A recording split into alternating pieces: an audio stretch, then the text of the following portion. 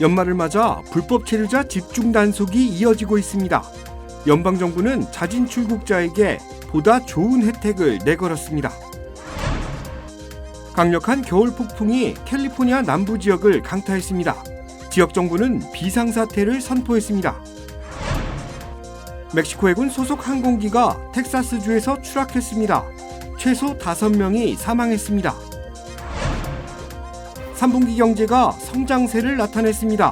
트럼프 대통령은 관세 영향에 대해 강조했습니다. 금값이 사상 최고치를 경신했습니다. 긴장과 불확실성이 안전자산의 가치를 올렸다는 분석입니다. 매일 아침 마리아, 샘, 알렉스, 에이미는 단지 비즈니스를 하는 게 아닙니다. 꿈을 만들어가고 있죠. CBB는 각 비즈니스의 이야기를 알고 고객 한 분 한 분께 꼭 맞는 솔루션을 제공합니다. 저희가 만드는 것은 단지 금융거래 관계가 아닙니다. 고객 한 분 한 분과의 파트너십입니다. CBB and me. CBB and me. CBB and me. CBB뱅크, 고객 한 분 한 분을 위한 금융 파트너십을 만듭니다. 늘 가족이 먼저였던 당신. 늘 우리가 먼저였던 당신. 그런 부모님의 건강을 위해 서울 메디칼 그룹이 준비했습니다. 더 많은 의사, 더 다양해진 서비스, 더 커진 네트워크로 당신의 건강을 먼저 생각합니다. 사랑하는 마음으로 가족처럼 SMG. 시청자 여러분 안녕하십니까? KBS 아메리카 뉴스입니다. 연말을 맞아 불법 체류자 집중 단속이 이어지고 있습니다. 연방정부가 최근 불체자들의 위치 정보를 실시간으로 공유하는 첨단 시스템까지 도입하면서 단속에 더욱 속도가 붙고 있는 겁니다. 대신 정부는 자진 출국자들에게는 기존보다 3배 상향된 지원금을 제공할 것이라고 발표했습니다. 첫 소식 이유수 기자가 보도합니다. 비영리 뉴스 매체 디 인터셉트는 연방 이민세관 단속국이 민간 업체를 동원해 불법 체류자 체포 작전을 펼치고 있다는 의혹이 결국 사실로 확인됐다고 보도했습니다. 보도에 따르면 이민세관 단속국은 최근 사설 교정시설 관리업체 중 하나인 BI 인코퍼레이티드와 계약을 통해 불체자의 이동 경로를 실시간으로 조회하는 서비스를 제공받고 있습니다. 관련 서비스 사용을 위해 지불된 계약금은 160만 달러, 2027년까지 계약이 연장될 경우 최대 1억 2,100만 달러가 관련 업체에 지급될 전망입니다. BI 인코퍼레이티드는 불법 체류자 구금 시설을 운영하고 있는 지오그룹의 자회사로 GPS 기반 추적 서비스를 통해 불체자들의 위치 정보를 파악하는 기술을 보유하고 있는 것으로 전해졌습니다. 연방정부가 첨단 기술을 동원해 추방 대상에 오른 불체자들을 집중적으로 단속하고 있는 겁니다. 로스앤젤레스 등 전국 대도시에서는 연말을 맞아 불체자 집중 단속이 이어지고 있으며 단속 요원들은 세차장과 마켓 등 불법 체류자들이 생업을 이어가고 있는 업소는 물론 홈디포 등 일용직 근로자들이 집중되는 장소를 중심으로 체포 작전을 펼치고 있습니다. 검거되고 있는 불체자들이 증가하면서 구금시설에 감금된 수용자들도 늘고 있는 것으로 파악됐는데 전국에 마련된 50곳의 구금시설 중 15곳은 이미 수용 한계치를 넘어선 것으로 확인됐습니다. 국토안보부는 불체자 체포와 구금에 필요한 시간적 노력과 투입되는 예산을 절감하기 위해 파격적인 혜택도 새롭게 내놨습니다. 국토안보부는 올 연말까지 세관 국경보호국 애플리케이션을 통해 자진 출국을 신청하는 불체자들을 대상으로 귀국편 항공편과 함께 현행 1,000달러에서 3배 향상된 3,000달러의 지원금을 제공할 계획이라고 밝혔습니다. 이민세관 단속국은 이달 기준 국내 교정시설에 수감된 채 추방 대기 절차에 머물고 있는 불체자는 6만 8,400여 명이라고 밝혔습니다. 연방정부는 지금까지 32만 8천여 명을 체포해 32만 7천여 명을 추방했다고 발표했습니다. KBS 뉴스 이우수입니다. 트럼프 행정부가 수천 명의 망명 신청을 기각하는 방안을 추진하고 있는 것으로 나타났습니다. 이민세관 단속국은 오늘 이민법원에 이 내용이 담긴 8천 건의 요청서를 제출하고 망명 신청자들을 온두라스, 에콰도르, 우간다 등과 같은 제3국으로 추방해야 한다고 주장했습니다. 국토안보부는 성명에서 트럼프 행정부는 모든 법적 절차를 보장하는 동시에 불법 체류 외국인을 가능한 한 빨리 국외로 내보내기 위해 노력하고 있다고 강조했습니다. 그러면서 우리는 망명제도의 남용 문제를 해결하기 위해 가능한 모든 방법을 사용하고 있다며 미국에 망명을 신청하는 불법 체류자들은 그들의 주장을 공정하게 심사하기로 합의한 다른 국가에서 보호받을 것이라고 덧붙였습니다.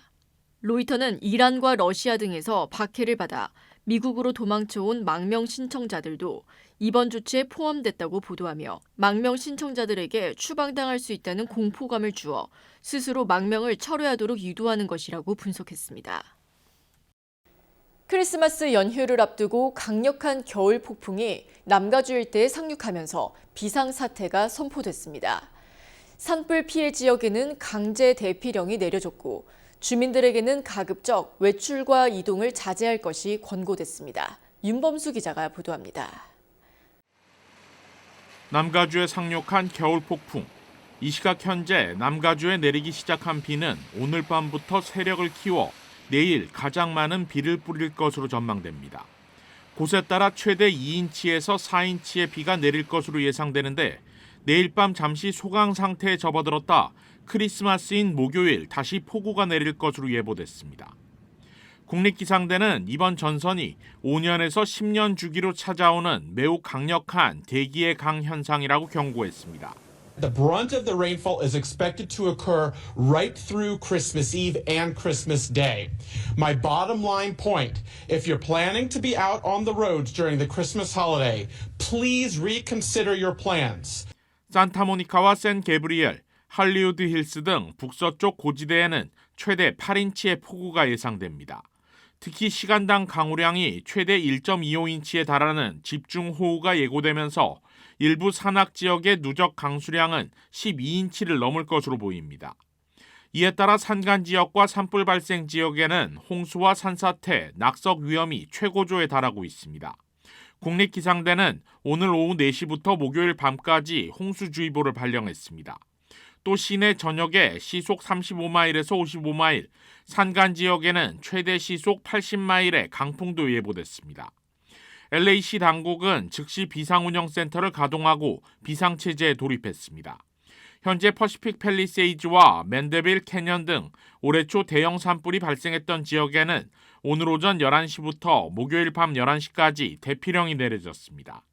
Under my direction, the city has positioned additional resources, including heavy-duty fire engines and swift-water rescue teams, equipment and personnel to keep Angelenos safe and respond quickly to storm impacts. LAPD와 카운티 셰리프국은 관할 지역 내 250여 가구에 강제 대피령을 전달하고 있으며 웨스트 LA 스토너 레크리에이션 센터에 비상 대피소도 마련했습니다. 오렌지 카운티 역시 트라비코 크릭과 벨 캐년, 핫스프링스 캐년 등 산불 발생 지역을 대상으로 내일 오전 8시부터 강제 대피령을 발령한다고 밝혔습니다. KBS 뉴스 윤범수입니다. 크리스마스를 앞두고 뉴욕시를 비롯한 트라이스테이트 지역에 눈과 비, 강풍을 동반한 겨울 날씨가 잇따를 전망입니다. 특히 출퇴근길 도로 결빙으로 교통 혼잡이 우려되는 상황입니다. KBTV 신영주 기자가 보도합니다. 국립기상청과 지역기상당국은 뉴욕 일대에 크리스마스 전후로 두 차례의 겨울철 강수가 이어질 것으로 내다봤습니다. 뉴욕시 북부와 서부 교외, 북서부 외곽 지역에는 최대 3인치, 일부 원거리 교외 지역은 더 많은 눈이 쌓일 것으로 보입니다.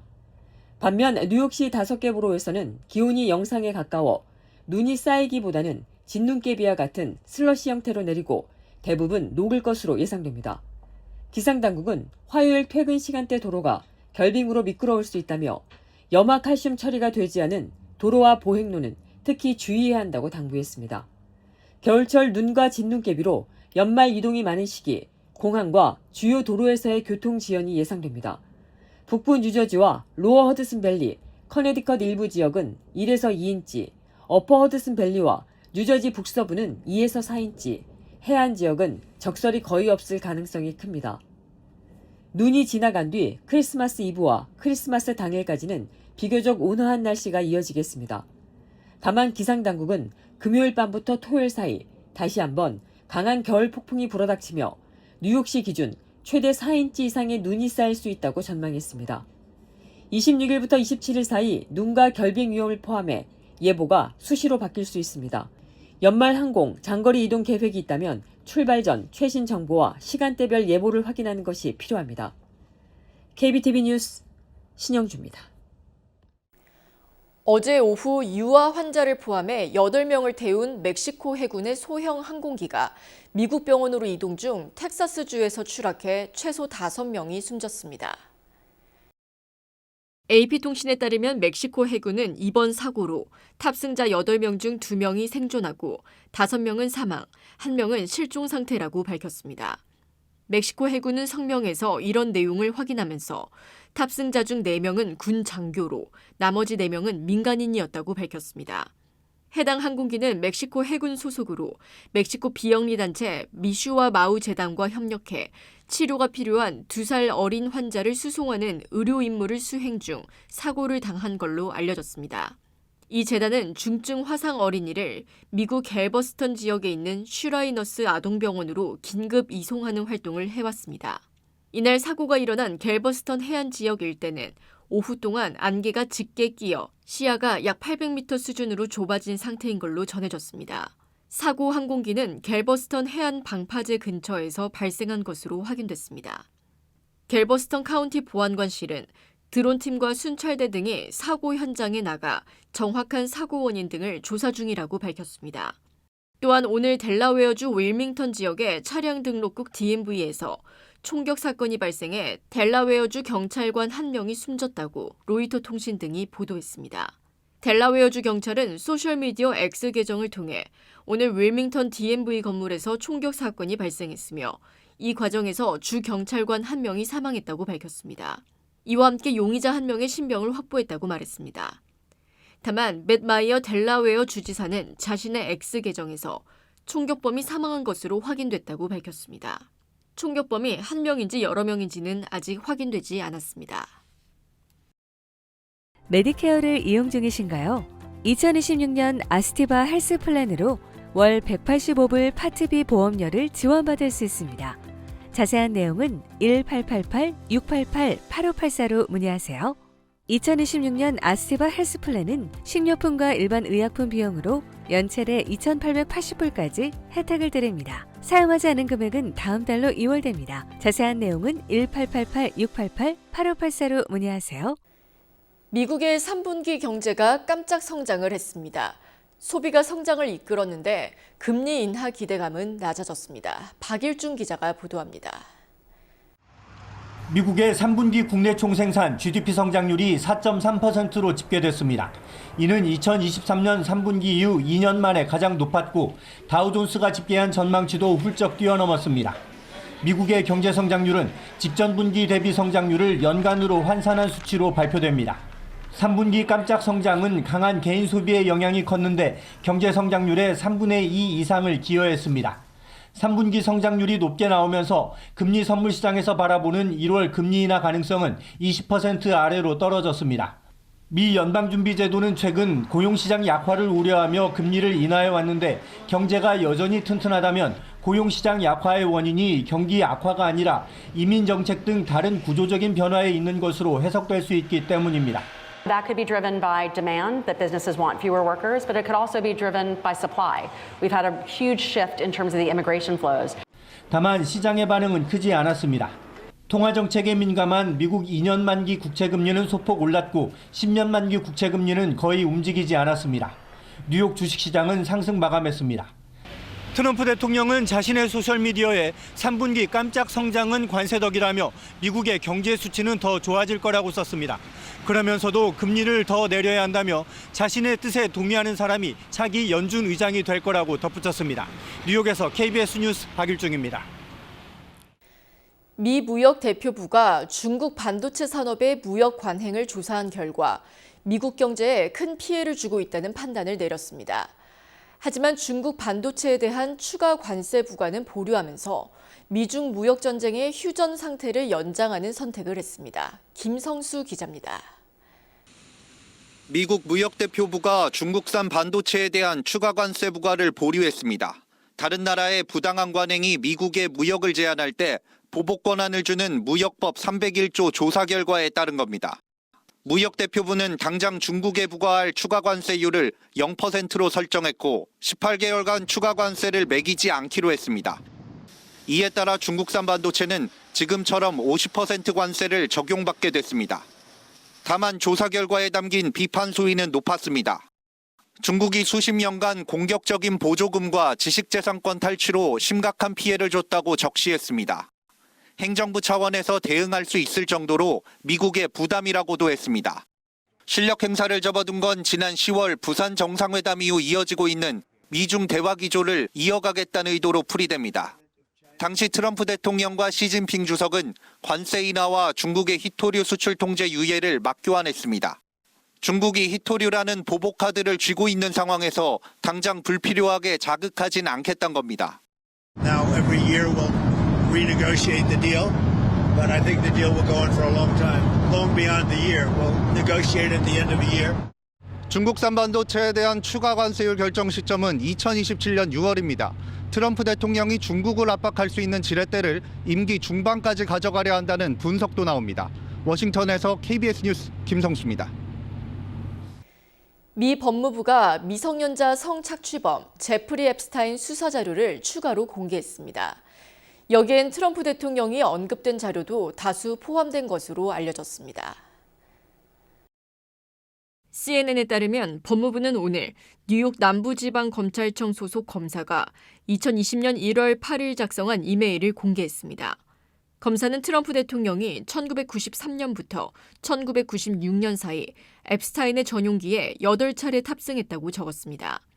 이 가운데 최소 4건의 비행에는 앱스타인의 옛 연인이자 공범인 길레인 맥스웰도 함께했습니다. 1993년 한 비행의 경우 트럼프 대통령과 앱스타인이 전용기의 유일한 승객으로 기재됐으며 다른 비행에서는 이 둘과 20세 여성만 탑승했습니다. 다른 2건의 비행에서는 승객 중 2명이 여성이었는데 이들은 맥스웰 사건에서 증인이 될 수 있다고 검사는 이메일에 적었습니다. 이 이메일 자체가 트럼프 대통령과 앱스타인의 부적절한 관계를 의미하진 않습니다. 앱스타인 수사 자료는 트럼프 대통령 외에도 여러 사람을 언급하고 있으며 언급된 사실 자체가 범죄 혐의를 입증하진 않습니다. 워싱턴 포스트에 따르면 이번에 공개된 자료에는 사법당국이 맥스웰 사건과 관련한 기록을 확보하기 위해 2021년에 트럼프 대통령의 자택 마러라고에 소환장을 보낸 사실이 포함됐습니다. 국제 금값이 연일 최고치 기록을 경신하고 있습니다. 미국의 베네수엘라 봉쇄 등 지정학적 긴장과 불확실성이 안전자산인 금값을 밀어올리고 있다는 분석입니다. 블룸버그에 따르면 국제 금 현물가는 역대 최고가인 트로이 온스당 4,497.74달러까지 치솟았습니다. 블룸버그는 금값이 올해 들어 1일 기준으로 사상 최고치를 기록한 날이 50일에 달한다고 분석했습니다. 미국은 베네수엘라의 원유 수출을 차단하기 위한 봉쇄 조치에 나서는 등 니콜라스 마두로 정권을 압박하고 있습니다. 트럼프 대통령은 지난 16일 마두로 정권을 외국 테러 단체로 지정하고 제재 대상 유조선의 베네수엘라 출입을 전면 봉쇄한다고 발표했습니다. 트럼프 대통령은 마두로 대통령의 퇴진을 압박하면서 베네수엘라 영토에 대한 군사 행동 가능성도 검토 중인 것으로 알려졌습니다. 금값은 미국의 기준금리 인하와 주요국 중앙은행의 금 매수세 확대 속에서 올해 들어 70% 올랐습니다. 골드만삭스는 내년에도 이런 금값 상세가 이어질 것으로 전망하면서 온스당 4,900달러를 제시한 바 있습니다. 은 가격도 가파른 상승세를 거듭하고 있습니다.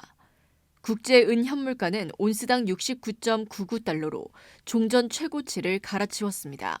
올해 금값과 은값은 이란의 이슬람 혁명으로 유가가 급등했던 1979년 이후 가장 큰 연간 상승률을 보일 것으로 전망된다고 파이낸셜 타임스는 내다봤습니다. 올해 은값 상승률은 140%에 육박합니다.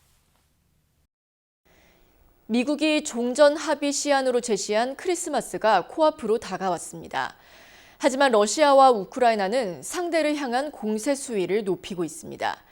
양측 분위기를 봤을 때 크리스마스 종전 합의 어려워 보입니다. 송영석 기자입니다.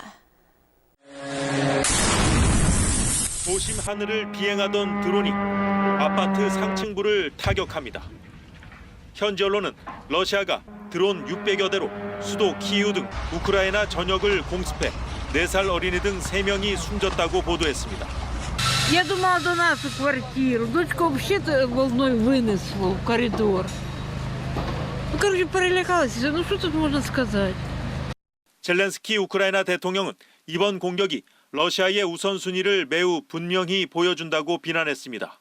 그러면서 러시아가 전쟁 종식을 위한 진정한 의지를 보여줘야 한다고 촉구했습니다. 전선에서도 러시아군이 진격에 속도를 내면서 우크라이나군은 동부 격전지인 시베르스크에서 철군했습니다. 시베르스크는 러시아가 종전 조건으로 요구해온 우크라이나 도네츠크의 요충지입니다. 러시아의 화력에 맞서 우크라이나는 러시아의 잠수함과 전투기 등을 정밀 타격하고 있습니다. 지난밤 사이엔 러시아 남부의 군수시설인 석유화학 공장도 공격했습니다. 이런 가운데 양측은 미국에서 회담을 마친 대표단의 복귀 사실을 알리며 후속 협상 준비에 착수했습니다. 하지만 회담 이후에도 러시아는 돌파구 마련을 위해 세심한 작업이 필요하다고 했고 우크라이나는 서방의 대러시아 압박을 강화해야 한다고 촉구한 만큼 여전히 입장차가 좁혀지지 않았을 거란 관측이 나옵니다. 여기에다 미국이 최근 종전 시한으로 제시한 크리스마스를 앞두고 양측 간 공세도 거세지면서 전쟁이 또 한 번 해를 넘길 가능성도 커지는 분위기입니다. 베를린에서 KBS 뉴스 송영석입니다.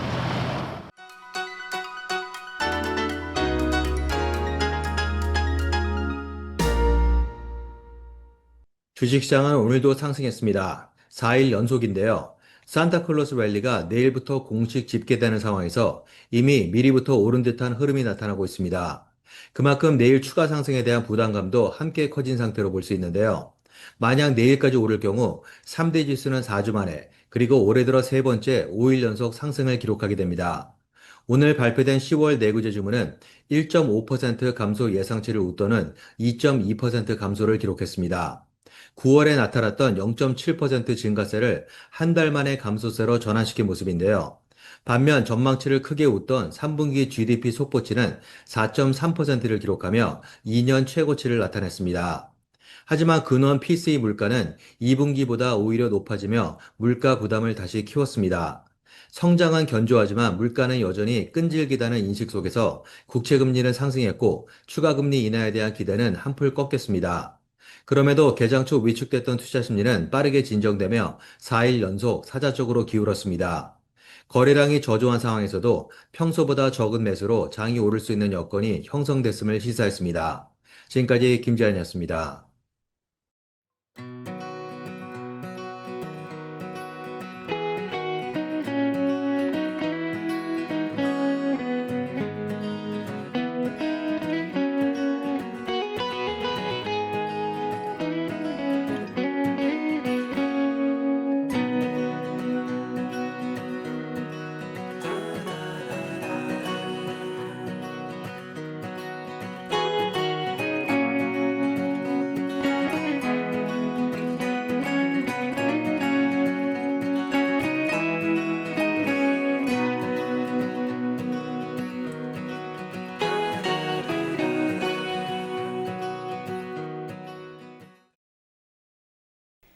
KBS 아메리칸 뉴스 오늘 소식은 여기까지입니다. 편안한 밤 되시기 바랍니다.